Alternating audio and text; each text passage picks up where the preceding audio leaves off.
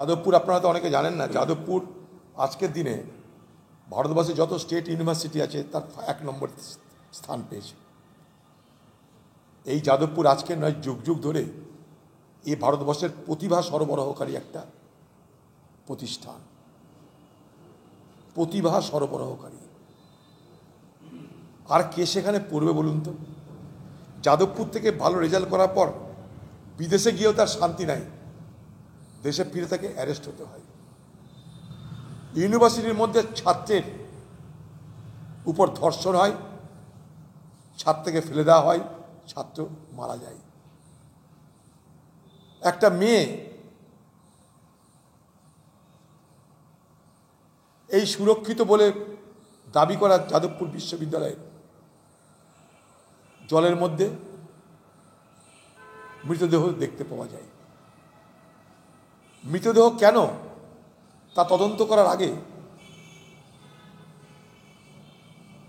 পশ্চিমবঙ্গ সরকার গোটা ঘটনাকে ধামাচাপা দেওয়ার জন্য সরকারের পক্ষ থেকে, তৃণমূল দলের পক্ষ থেকে মিছিল হয়ে গেল। বড় অদ্ভুত ব্যাপার। আমার তো মনে এখানে কোনো অপরাধ হয়েছে, এইভাবে একটা মৃত্যু হতে পারে না, এমন কিছু হয়নি যে এইভাবে একটা মৃত্যু হয়ে যেতে পারে। তদন্তের নামে অপরাধ সংগঠিত হবার সম্ভাবনাকে খারিজ করে দেওয়া হচ্ছে। রাজনীতি করা শুরু হয়ে গেছে। একটা তৃতীয় বর্ষের একটা ইংরেজির অনার্স নিয়ে পড়া একটা মেধাবী ছাত্রী যাদবপুরে যে সে ভর্তি হতে পারে না, একটা সাধারণ পরিবারের যার বাবা মা তাকে নিয়ে স্বপ্ন দেখেছিল। লক্ষ্য করে দেখুন, আরজি কর কাণ্ডে ছাত্রীর এবং